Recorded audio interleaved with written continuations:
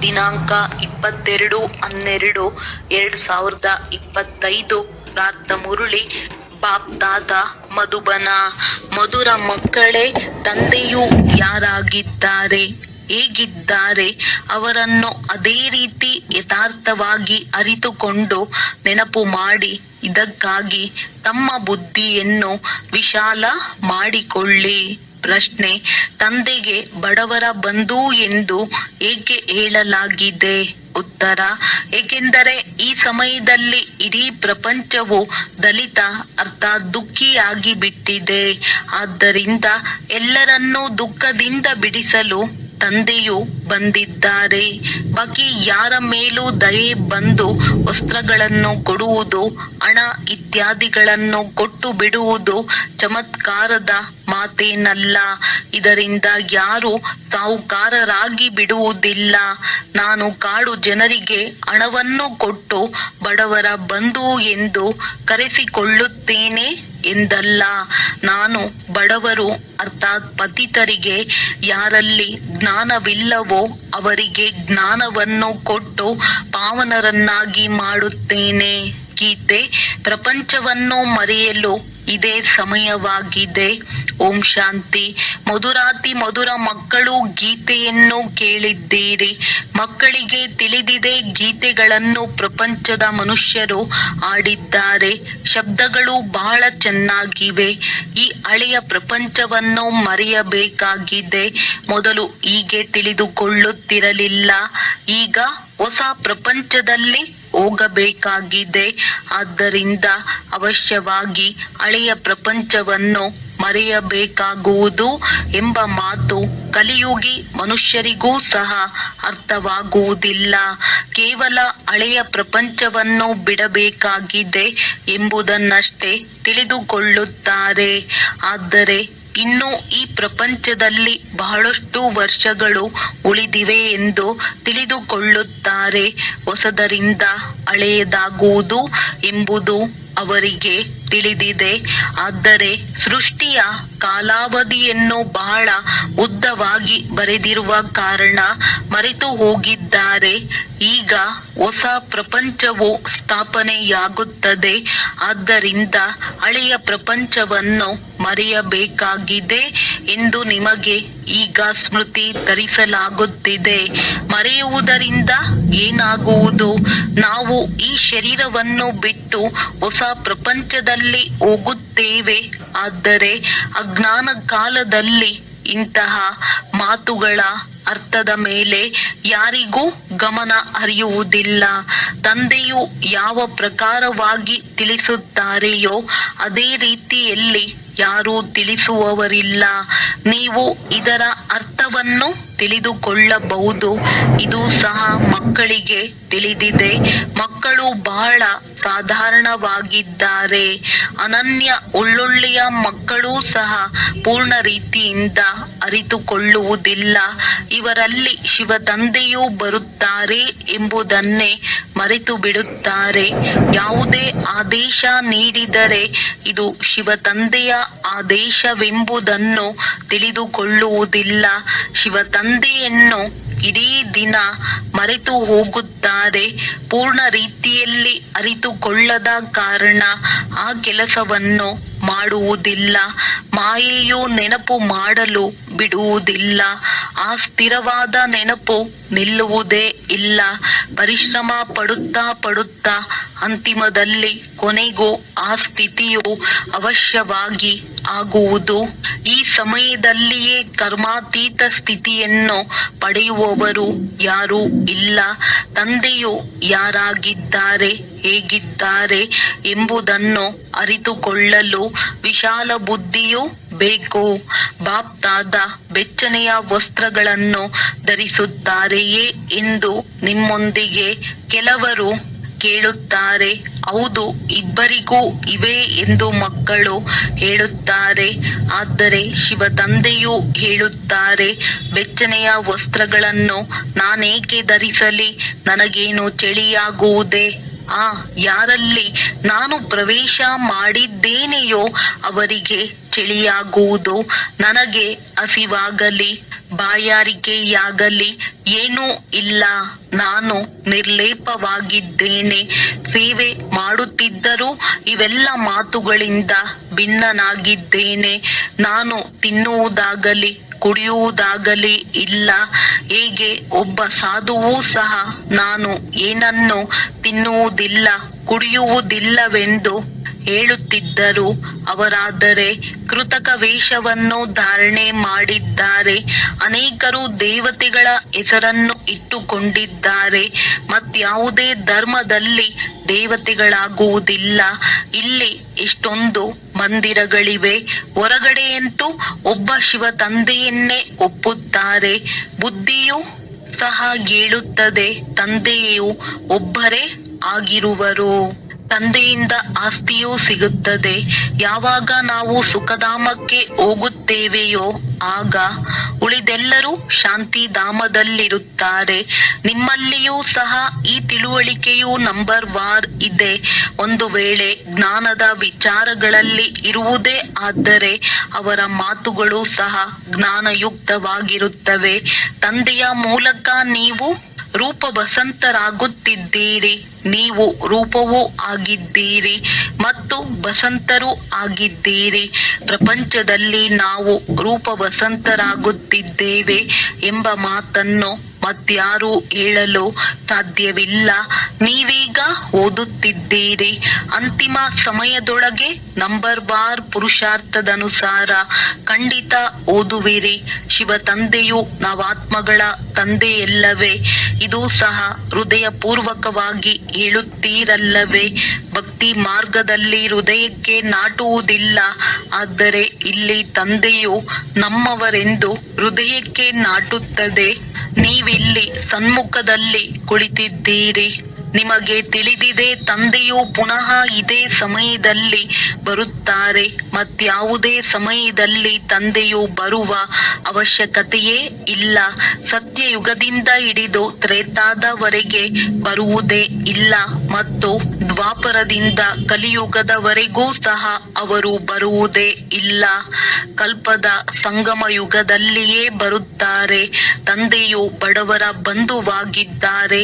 ಅರ್ಥಾತ್ ಇಡೀ ಪ್ರಪಂಚದವರು ಯಾರು ದುಃಖಿ ಬಡವರಾಗಿ ಬಿಡುತ್ತಾರೆಯೋ ಅವರ ತಂದೆಯಾಗಿದ್ದಾರೆ.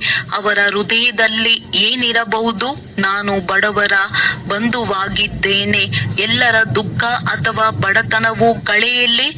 ಆದರೆ ಅದು ಜ್ಞಾನವನ್ನು ಬಿಟ್ಟರೆ ಮತ್ಯಾವುದರಿಂದಲೂ ಕಡಿಮೆಯಾಗಲು ಸಾಧ್ಯವಿಲ್ಲ.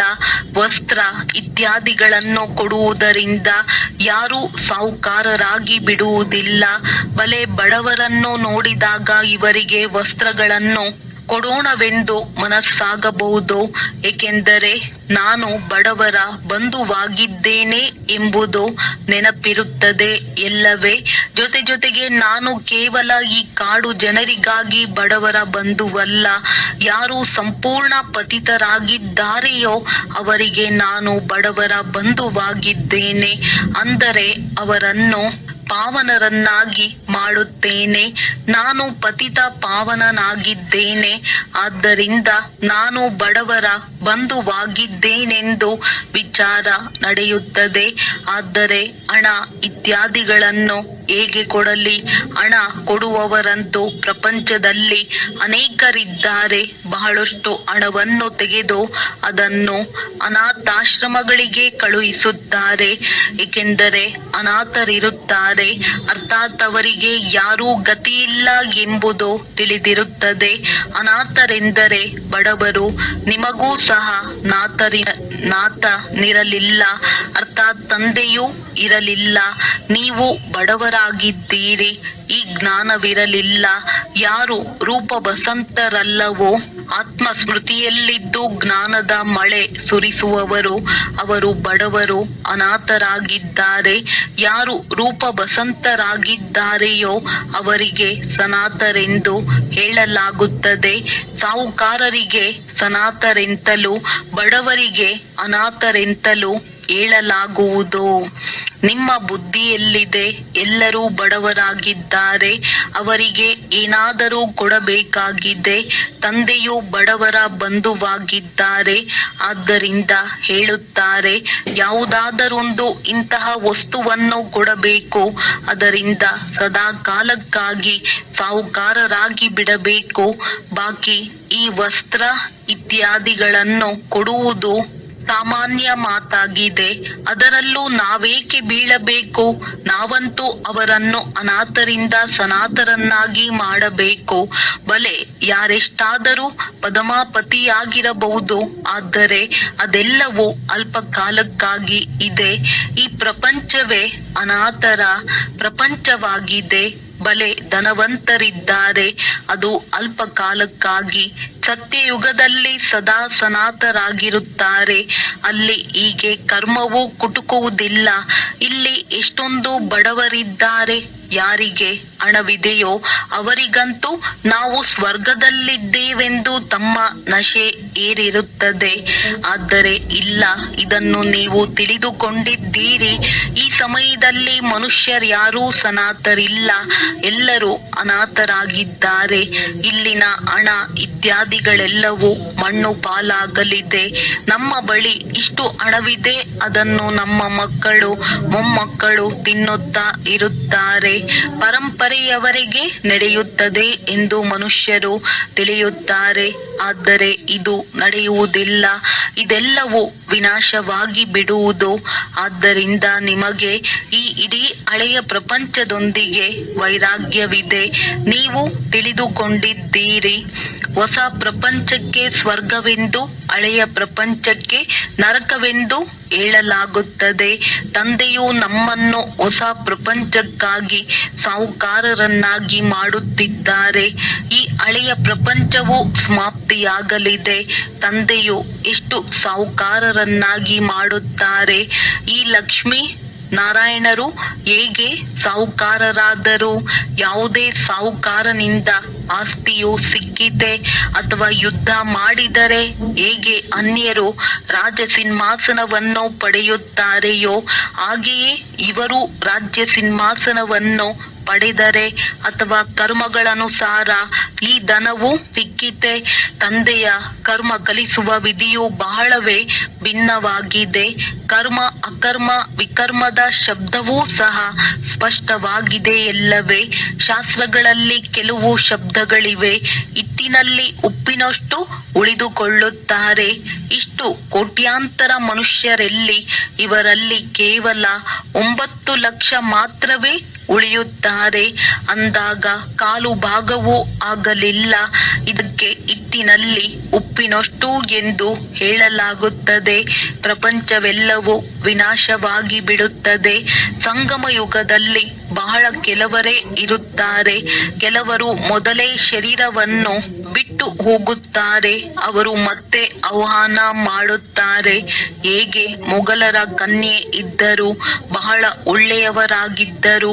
ಅಂದ ಮೇಲೆ ಅವರು ಒಳ್ಳೆಯ ಮನೆಯಲ್ಲಿಯೇ ಜನ್ಮ ಪಡೆದಿರಬೇಕು. ನಂಬರ್ ವಾರ್ ಸುಖದಲ್ಲಿ ಜನ್ಮ ಪಡೆಯುತ್ತಾರೆ. ಅವರು ಸುಖವನ್ನು ನೋಡಬೇಕಾಗಿದೆ, ಸ್ವಲ್ಪ ದುಃಖವನ್ನು ನೋಡಬೇಕಾಗಿದೆ. ಯಾರದ್ದು ಕರ್ಮಾತೀತ ಸ್ಥಿತಿಯಾಗಿಲ್ಲ.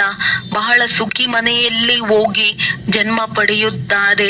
ಇಲ್ಲಿ ಯಾವುದೂ ಸುಖಿ ಮನೆ ಇಲ್ಲವೆಂದು ತಿಳಿದುಕೊಳ್ಳಬೇಡಿ. ಬಹಳ ಪರಿವಾರಗಳು ಒಳ್ಳೆಯ ಪರಿವಾರಗಳಿರುತ್ತವೆ. ತಂದೆಯು ಬ್ರಹ್ಮ ನೋಡಿದ್ದಾರೆ.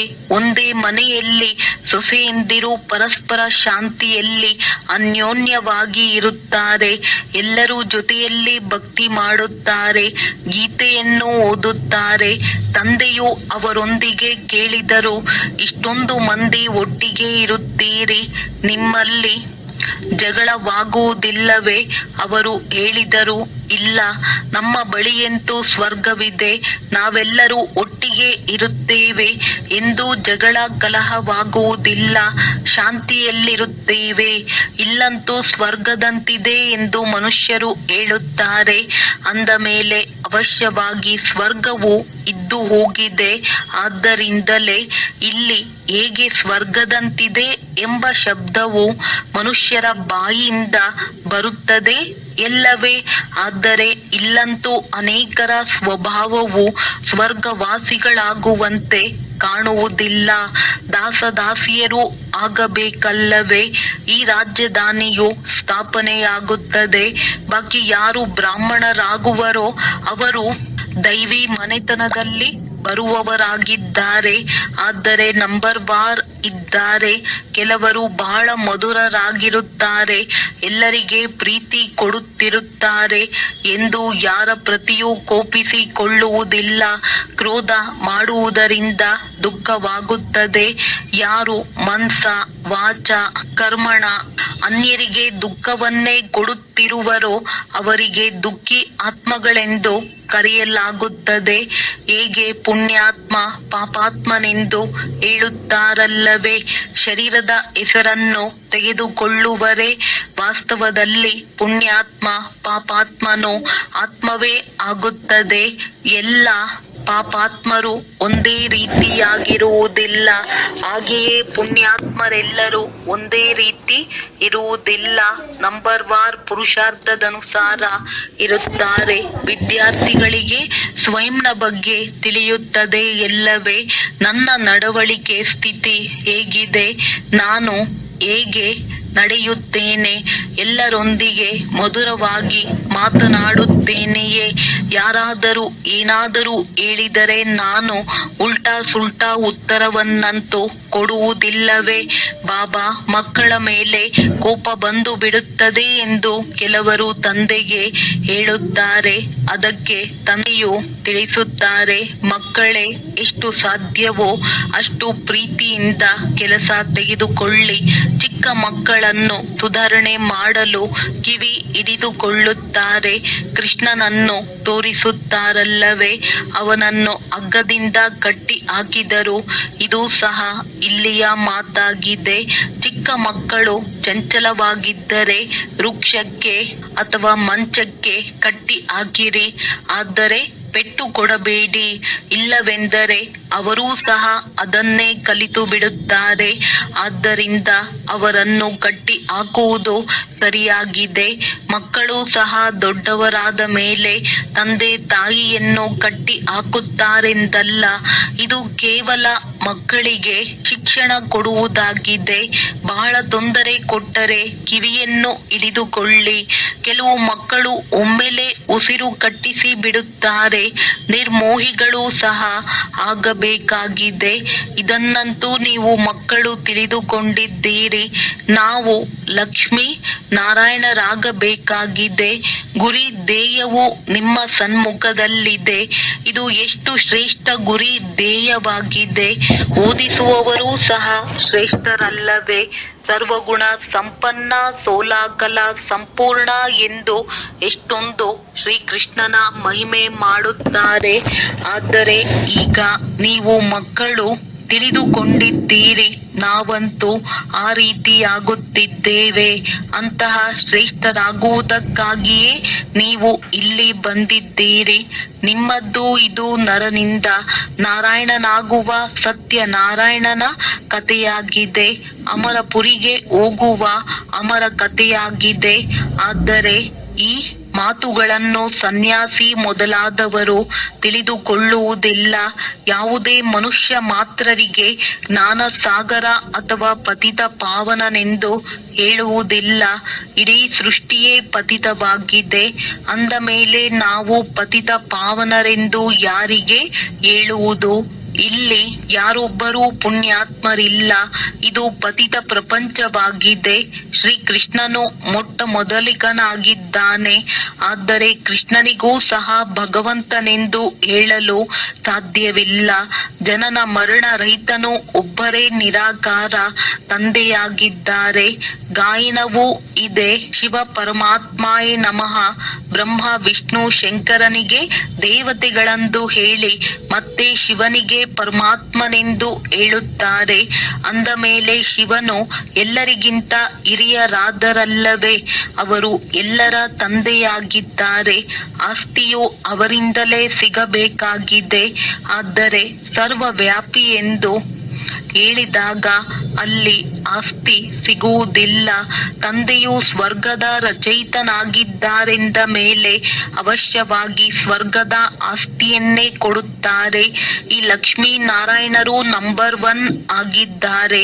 ವಿದ್ಯೆಯಿಂದಲೇ ಈ ಪದವಿಯನ್ನು ಪಡೆದರು. ಅಂದ ಮೇಲೆ ಭಾರತದ ಪ್ರಾಚೀನ ಯೋಗವು ಏಕೆ ಪ್ರಸಿದ್ಧವಾಗಬಾರದು? ಇದರಿಂದ ಮನುಷ್ಯರು ವಿಶ್ವದ ಮಾಲೀಕರಾಗುತ್ತಾರೆ. ಆದ್ದರಿಂದ ಇದಕ್ಕೆ ಸಹಜ ಯೋಗ, ಸಹಜ ಜ್ಞಾನವೆಂದು ಹೇಳುತ್ತಾರೆ. ವಾಸ್ತವದಲ್ಲಿ ಇದು ಬಹಳ ಸಹಜವಾಗಿದೆ. ಒಂದೇ ಜನ್ಮದ ಪುರುಷಾರ್ಥದಿಂದ ಎಷ್ಟೊಂದು ಪ್ರಾಪ್ತಿಯಾಗಿ ಬಿಡುತ್ತದೆ. ಭಕ್ತಿ ಮಾರ್ಗದಲ್ಲಂತೂ ಪ್ರತಿ ಜನ್ಮದಲ್ಲಿ ಅಲೆದಾಡುತ್ತಾ ಪೆಟ್ಟು ತಿನ್ನುತ್ತಾ ಬಂದಿರಿ, ಆದರೆ ಏನೂ ಸಿಗಲಿಲ್ಲ. ಇಲ್ಲಿ ಒಂದೇ ಜನ್ಮದಲ್ಲಿ ಪ್ರಾಪ್ತಿಯಾಗಿ ಬಿಡುತ್ತದೆ. ಆದ್ದರಿಂದ ಸಹಜವೆಂದು ಹೇಳಲಾಗುವುದು. ಸೆಕೆಂಡಿನಲ್ಲಿ ಜೀವನ್ ಮುಕ್ತಿ ಎಂದು ಹೇಳಲಾಗುತ್ತದೆ. ಇತ್ತೀಚೆಗೆ ನೋಡಿ ಎಂತೆಂತಹ ಸಂಶೋಧನೆಗಳನ್ನು ಮಾಡುತ್ತಿರುತ್ತಾರೆ. ವಿಜ್ಞಾನವೂ ಸಹ ಅದ್ಭುತವಾಗಿದೆ ಮತ್ತು ಶಾಂತಿಯ ಅದ್ಭುತವೂ ಸಹ ನೋಡಿ ಹೇಗಿದೆ. ಅದೆಲ್ಲವೂ ಸ್ಥೂಲವಾಗಿ ಕಾಣುತ್ತದೆ. ಆದರೆ ಇಲ್ಲಿ ಏನೂ ಇಲ್ಲ. ನೀವು ಶಾಂತಿಯಲ್ಲಿ ಕುಳಿತಿದ್ದೀರಿ, ನೌಕರಿ ಇತ್ಯಾದಿಗಳನ್ನು ಮಾಡುತ್ತೀರಿ. ಕೈ ಕೆಲಸ ಮಾಡುತ್ತಿರಲಿ, ಬುದ್ಧಿಯೋಗವು ತಂದೆಯೊಂದಿಗಿರಲಿ. ಅಂದರೆ ಆತ್ಮದ ಮನಸ್ಸು ಪ್ರಿಯತಮನ ಜೊತೆ ಇರಲಿ. ಪ್ರಿಯತಮ ಪ್ರಿಯತಮೆಯರ ಗಾಯನವಿದೆಯಲ್ಲವೇ? ಅವರು ಒಬ್ಬರು ಇನ್ನೊಬ್ಬರ ರೂಪವನ್ನು ನೋಡಿ ಪ್ರೀತಿ ಮಾಡುತ್ತಾರೆ. ಅಲ್ಲಿ ವಿಕಾರದ ಮಾತಿರುವುದಿಲ್ಲ. ಎಲ್ಲಿ ಕುಳಿತಿದ್ದರೂ ಸಹ ಅವರ ನೆನಪು ಬಂದು ಬಿಡುತ್ತದೆ. ಊಟ ಮಾಡುತ್ತಿರುವಾಗಲೂ ಸನ್ಮುಖದಲ್ಲಿ ಬುದ್ಧಿಯಿಂದ ಅವರನ್ನೇ ನೋಡುತ್ತಿರುತ್ತಾರೆ. ಅಂತಿಮದಲ್ಲಿ ನಿಮ್ಮದ್ದು ಸಹ ಈ ಸ್ಥಿತಿಯಾಗುವುದು. ಕೇವಲ ತಂದೆಯನ್ನೇ ನೆನಪು ಮಾಡುತ್ತಾ ಇರುತ್ತೀರಿ. ಒಳ್ಳೆಯದು. ಮಧುರಾತಿ ಮಧುರ ಅಗಲಿ ಹೋಗಿ ಮರಳಿ ಸಿಕ್ಕಿರುವ ಮಕ್ಕಳ ಪ್ರತಿ ಮಾತ್ಪಿತಾ ಬಾಪ್ ದಾದಾರವರ ನೆನಪು, ಪ್ರೀತಿ ಹಾಗೂ ಸುಪ್ರಭಾತ. ಆತ್ಮಿಕ ಮಕ್ಕಳಿಗೆ ಆತ್ಮಿಕ ತಂದೆಯ ನಮಸ್ತೆ. ಧಾರಣೆಗಾಗಿ ಮುಖ್ಯ ಸಾರ. ರೂಪ ವಸಂತರಾಗಿ ಮುಖದಿಂದ ಸದಾ ಸುಖದಾಯಕ ಮಾತುಗಳನ್ನು ಮಾತನಾಡಬೇಕಾಗಿದೆ. ದುಃಖದಾಯಿಗಳಾಗಬಾರದು. ಜ್ಞಾನದ ವಿಚಾರಗಳಲ್ಲಿ ಇರಬೇಕಾಗಿದೆ. ಬಾಯಿಯಿಂದ ಜ್ಞಾನ ರತ್ನಗಳೇ ಹೊರಬರಬೇಕಾಗಿದೆ. ನಿರ್ಮೋಹಿಗಳಾಗಬೇಕು. ಪ್ರತಿಯೊಬ್ಬರಿಂದ ಪ್ರೀತಿಯಿಂದ ಕೆಲಸ ತೆಗೆದುಕೊಳ್ಳಬೇಕು. ಕೋಪಿಸಿಕೊಳ್ಳಬಾರದು. ಅನಾಥರನ್ನು ಸನಾತರನ್ನಾಗಿ ಮಾಡುವ ಸೇವೆ ಮಾಡಬೇಕಾಗಿದೆ. ವರದಾನ. ತಮ್ಮ ಫರಿಷ್ಠಾ ರೂಪದ ಮೂಲಕ ಗತಿ ಸದ್ಗತಿಯ ಪ್ರಸಾದವನ್ನು ಹಂಚುವಂತಹ ಮಾಸ್ಟರ್ ಗತಿ ಸದ್ಗತಿ ದಾತಾ ಭವ. ವರ್ತಮಾನ ಸಮಯದಲ್ಲಿ ವಿಶ್ವದ ಅನೇಕ ಆತ್ಮರು ಪರಿಸ್ಥಿತಿಗಳಿಗೆ ವಶರಾಗಿ ಚೀರಾಡುತ್ತಿದ್ದಾರೆ. ಕೆಲವರು ಆರ್ಥಿಕತೆಯಿಂದ, ಕೆಲವರು ಹಸಿವಿನಿಂದ, ಕೆಲವರು ತನುವಿನ ರೋಗದಿಂದ, ಕೆಲವರು ಮನಸ್ಸಿನ ಅಶಾಂತಿಯಿಂದ. ಎಲ್ಲರ ದೃಷ್ಟಿಯು ಶಾಂತಿ ಸ್ತಂಭದ ಕಡೆಗೆ ಹೋಗುತ್ತಿದೆ. ಎಲ್ಲರೂ ನೋಡುತ್ತಿದ್ದಾರೆ. ಆಹಾಕಾರದ ನಂತರ ಜೈ ಜೈಕಾರವು ಯಾವಾಗ ಆಗುತ್ತದೆ ಅಂದಾಗ ಈಗ ತಮ್ಮ ಸಾಕಾರಿ ಫರಿಷ್ಠಾ ರೂಪದ ಮೂಲಕ ವಿಶ್ವದ ದುಃಖವನ್ನು ಹರಣ ಮಾಡಿರಿ. ಮಾಸ್ಟರ್ ಗತಿ ಸದ್ಗತಿ ದಾತ ಆಗಿದ್ದು ಭಕ್ತರಿಗೆ ಗತಿ ಮತ್ತು ಸದ್ಗತಿಯ ಪ್ರಸಾದವನ್ನು ಹಂಚಿರಿ. ಸ್ಲೋಗನ್. ಮನಸ್ಸನ್ನು ಇಷ್ಟು ಶಕ್ತಿಶಾಲಿಯನ್ನಾಗಿ ಮಾಡಿಕೊಳ್ಳಿರಿ. ಯಾವುದೇ ಪರಿಸ್ಥಿತಿ ಬಂದರೂ ಮನಸ್ಸನ್ನು ಏರುಪೇರಿನಲ್ಲಿ ತರಬಾರದು. ಅವ್ಯಕ್ತ ಸೂಚನೆ: ಈಗ ಸಂಪನ್ನ ಅಥವಾ ಕರ್ಮಾತೀತರಾಗುವುದರಲ್ಲಿ ತತ್ಪರರಾಗಿರಿ. ಈಗ ಸೇವೆಯ ಕರ್ಮದ ಬಂಧನದಲ್ಲಿಯೂ ಬರಬಾರದು. ನಮ್ಮ ಸ್ಥಾನ, ನಮ್ಮ ಸೇವೆ, ನಮ್ಮ ವಿದ್ಯಾರ್ಥಿ, ನಮ್ಮ ಸಹಯೋಗಿ ಆತ್ಮರು, ಇದು ಸಹ ಸೇವೆಯ ಕರ್ಮದ ಬಂಧನವಾಗಿದೆ. ಈ ಕರ್ಮ ಬಂಧನದಿಂದ ಕರ್ಮಾತೀತ ಅಂದಾಗ ಕರ್ಮಾತೀತರಾಗಬೇಕು ಮತ್ತು ಇವರು ಅವರೇ ಆಗಿದ್ದಾರೆ. ಇವರು ಎಲ್ಲವೂ ಇವರೇ, ಇವರು ಅವರೇ ಆಗಿದ್ದಾರೆ. ಇವರೇ ಎಲ್ಲವೂ ಆಗಿದ್ದಾರೆ.